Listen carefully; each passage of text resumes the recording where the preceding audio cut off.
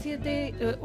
8 y 2 minutos, ¿qué me pasa bueno, hoy? Porque estamos retransmitiendo primero para Canarias y luego para el resto de España. Exacto, porque puede que nosotras seamos así. En fin, seguimos aquí en Radio Libertad. Estamos tocando diferentes puntos que tenemos de la actualidad del día. La verdad es que estamos muy pendientes de lo que va a pasar en Reino Unido con esas elecciones. Estamos pendientes también, lógicamente, de esa comparecencia de Begoña Gómez mañana en el juzgado de Plaza de Castilla. Tiene que acudir a las 10 de la mañana y además, en fin, le van a preguntar por muchas cosas. Yo no sé si terminaremos de ver esa imagen de Begoña Gómez, porque sabéis que a través de su abogado ha pedido que no se grabe, que no haya imagen, sino que simplemente haya audio. Yo esta mañana decía que estábamos...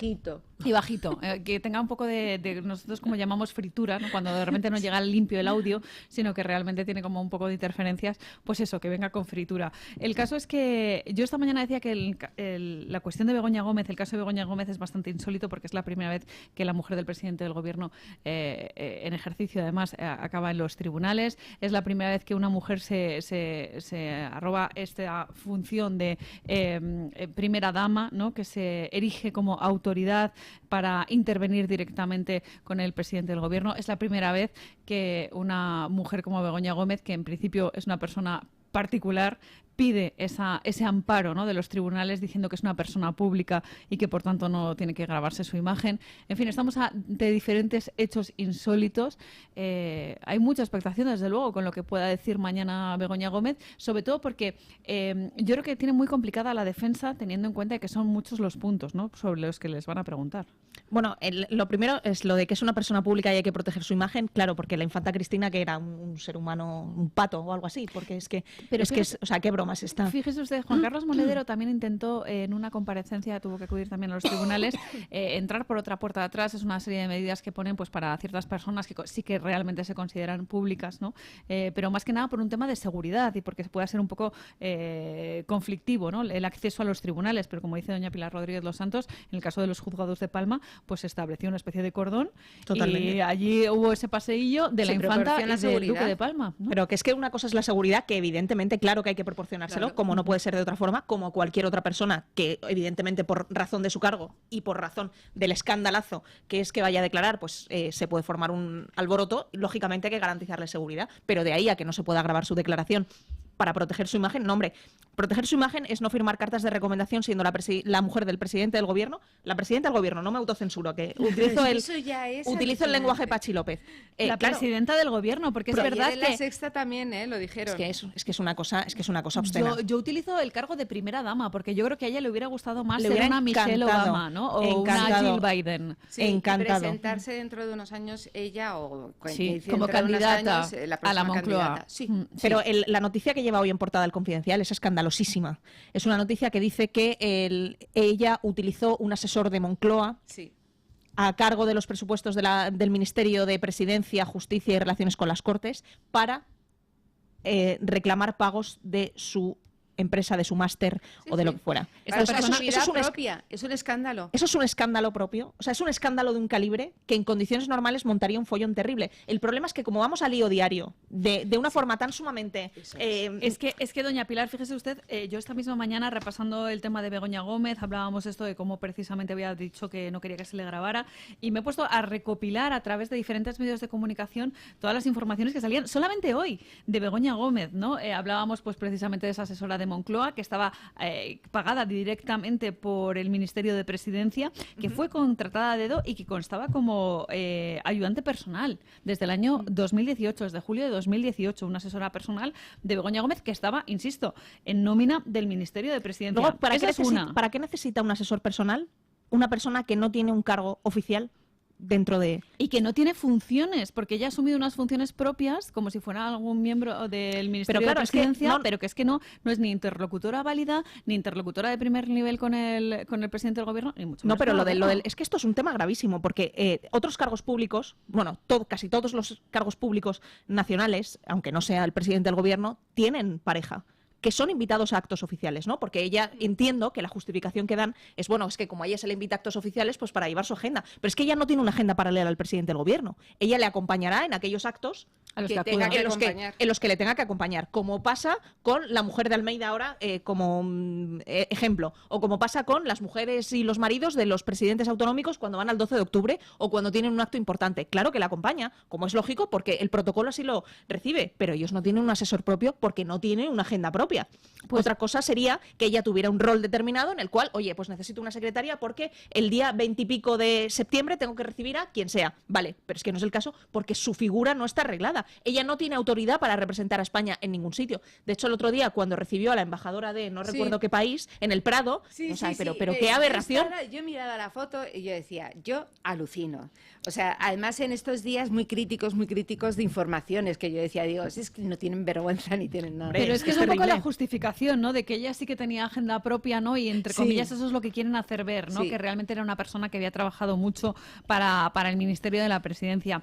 Fíjense ustedes lo importante que es esa agenda propia de Begoña Gómez, que también a través de The Objective hemos conocido que Air Europa utilizó a la propia Begoña Gómez como reclamo para abrir una ruta con Georgia, con el aval de otro ministro, el ministro de Transportes, José Luis Ábalos, ¿no? Hizo una especie de vuelo inaugural en el que querían hablar precisamente de esa importancia. También pasó con la Universidad Complutense de Madrid, ese famoso máster, el máster de cobrarlo todo, ¿no? De recaudar fondos. En ese sentido sí que fue honesta a la hora de decir que era un máster para enseñar a recaudar, ¿no? Pues yo la llamo, yo no diría honesta, para mí era un descaro. Cada vez que veía el vídeo yo decía, entonces yo miraba dónde está la cámara oculta, digo, porque es que esto me parece alucinante, que la mujer, cuando no había habido ningún escándalo ni nada, que la mujer del presidente del gobierno. No, hay una cosa que habrá que hablar. ¿Qué pasa con la Complutense? Eso Me parece que las dos hemos dicho Complutense. O sea, ¿qué pasa con la Complutense? Esto ha sido escandaloso. Muchos lo veíamos desde fuera sin tener detalles. Y era escandaloso y ahora están filtrando papeles donde vemos que esta señora contrataba sin informar a gerencia económica, a la parte de gerencia, al sector económico. Eso, en cualquier lugar con una mínima estructura, o sea, es que es de A, B y C, y no tiene que ser la Complutense, en sitios infinitamente más pequeños. O sea, tú no puedes utilizar el dinero público sin dar cuenta, sin un permiso, sin una firma, en todo hay un protocolo. La tía se lo saltaba. ¿Por qué? Porque era la mujer de Sánchez.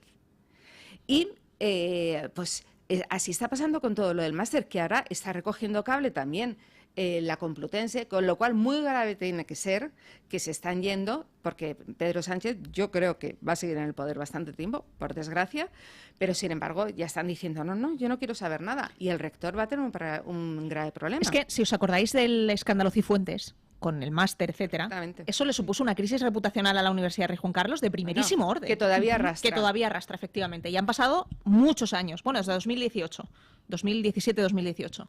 Entonces, claro, ¿cómo es posible? Ahora hay una cierta omertá alrededor de la Universidad Complutense, porque es verdad que es una de nuestras universidades emblema, es verdad que, bueno, pues tiene una reputación que Begoña Gómez no es lo suficientemente importante como para lastrar del todo, pero eso, que es una explicación de por qué se mantiene su reputación y de por qué, de alguna forma, hay que microseparar el prestigio de la Universidad Complutense de lo que pasa, no es un eximente para exigir explicaciones y justificaciones de lo que está ocurriendo. Porque yo creo que muchos españoles nos perdimos, o por lo menos yo, no voy a hacer extensiva mi ignorancia, nos perdimos en el paso del Instituto Africano del IE a la Complutense. Hubo una transición ahí de la pasó, ¿no? Claro, con ese máster, había dos másteres distintos, claro. No, pero es verdad que ella era la directora del Centro Africano del Instituto de Empresa, y eso ya lo sabíamos, y bueno, ya fue un escándalo en su momento, porque era es una obviedad que la mujer del presidente del gobierno, que antes era categorizada por los de alrededor como casi semianalfabeta, no puede dirigir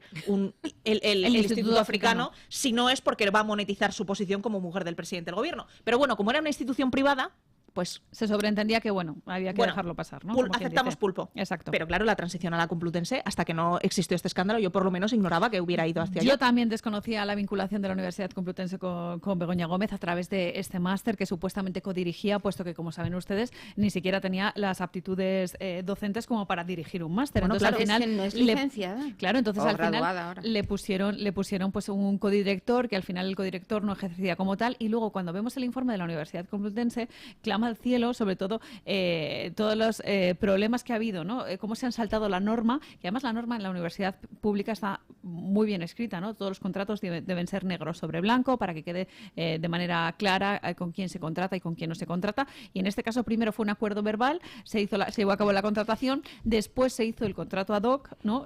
Para reflejar todas estas cuestiones. Entonces habría que preguntar a la Universidad Complutense cómo es posible que se saltaran su normativa, ¿no? Totalmente. Porque era la mujer de Sánchez. Entonces, todo parece indicar que hubo una tolerancia durante un tiempo que es Begoña Gómez, y que ahora ande escándalo. Y lo que queda por salir, pues entonces cogen y dicen, vamos a poner nuestro nombre a salvo. Yo creo que solo cabe hacerse una pregunta. Tú escuchas unos vídeos de esta mujer en su desempeño profesional. ¿Alguien piensa que si no es la mujer de Sánchez hubiera llegado a dirigir una cátedra de la Universidad Complutense? ¿Hubiera llegado a dar una clase privada en una academia no, de nada. del barrio del Pilar, por ejemplo?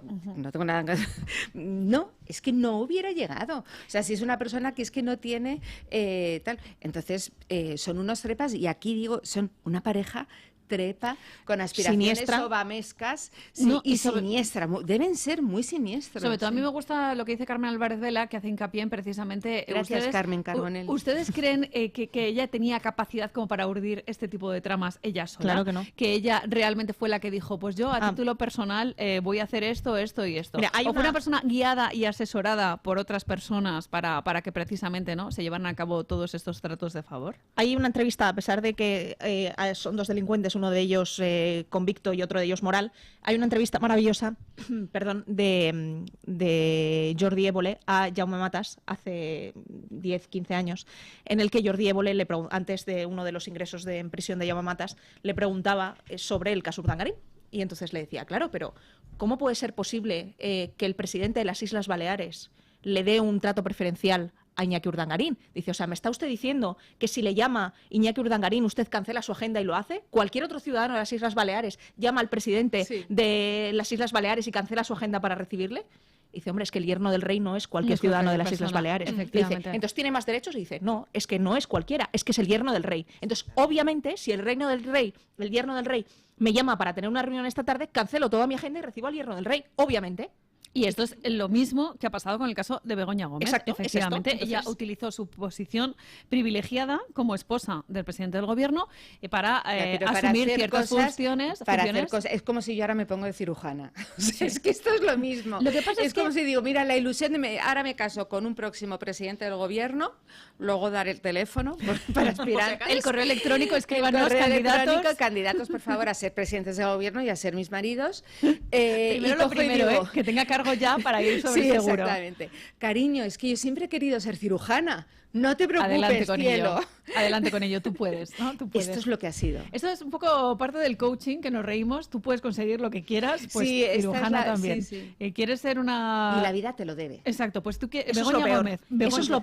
Eso es lo peor, que hayamos asumido que tenemos derecho a... Que tienes derecho a... ¿Y por qué tú no? Pues mira, oye, porque no sé hablar en público, por ejemplo. Yo quiero ser actriz. Mira, chata, es que no tienes aptitudes. No, es que la muerte del mérito es la mayor decadencia social que hay, porque el mérito que conlleva esfuerzo, el esfuerzo conlleva creatividad y por lo tanto avance. Pero cuando revientas el mérito como valor a exportar, porque todos tenemos derechos a que nos vaya bien, porque los pobres niños no pueden suspender porque si no se van a coger un trauma, lo que ocurre es que cuando llegan a la vida y la vida les suspende, y no está mamá, ni papá Estado, ni ninguno alrededor para recogerles y llorar, pues tienes semiadultos completamente disfuncionales. Uno de los grandes problemas por los cuales, aunque sea un tema completamente paralelo, pero es que me parece importante, por los que ha aumentado de una manera absolutamente drástica la tasa de suicidio entre adolescentes, además de por lo terrible que es que en las redes sociales haya un bullying constante, que antes si te hacían bullying lo tenías de lunes a viernes y ahora lo tienes 24 horas al día, 7 días a la semana. Hay una cuestión muy importante también, y es que hay una intolerancia absoluta a la frustración.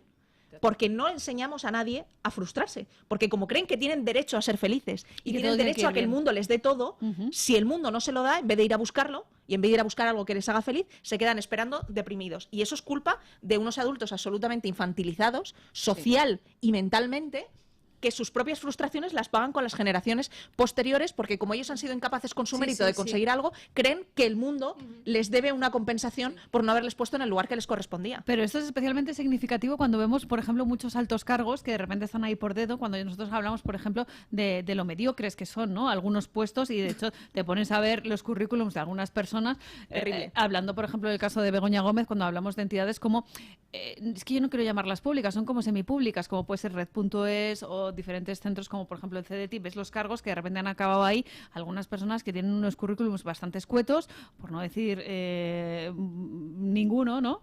Y ese es uno de los grandes problemas, ¿no? Esas personas que se han creído en el poder de asignar, por ejemplo, fondos públicos con Begoña Gómez por ser ella quien era, en fin, todas estas cuestiones, ¿no? Que es sumamente grave, cómo esas personas también se han visto con poder por, pues eso, para repartir ese dinero público que ya dijo la ministra que no era de nadie, ¿no? No, Entonces, pero como no es de claro, nadie... es que dicen, ella no se ha aprovechado de su condición, pero es que primero es mentira. Evidentemente que se ha aprovechado de su condición porque ella ha viajado a países africanos siendo directora del Instituto Africano del Instituto de Empresa con su marido en Falcon y yendo en una delegación oficial. Por lo tanto, se ha aprovechado. O sea, primera parte, mentira. Pero subsidiariamente imaginémonos que no hubiera ocurrido. Es que su condición de mujer del presidente del gobierno es inherente a ella.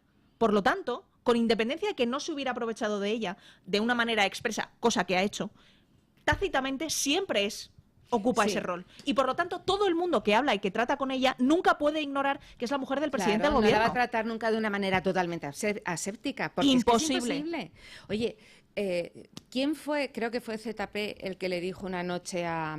¿Cómo se llama la mujer de ZP? No me acuerdo. Sonsoles Espinosa. Que le dijo, no le dijo Sonsoles Espinosa, le dijo Sonsoles, supongo yo no estaba ahí. Sonsi. Le dijo Sonsi.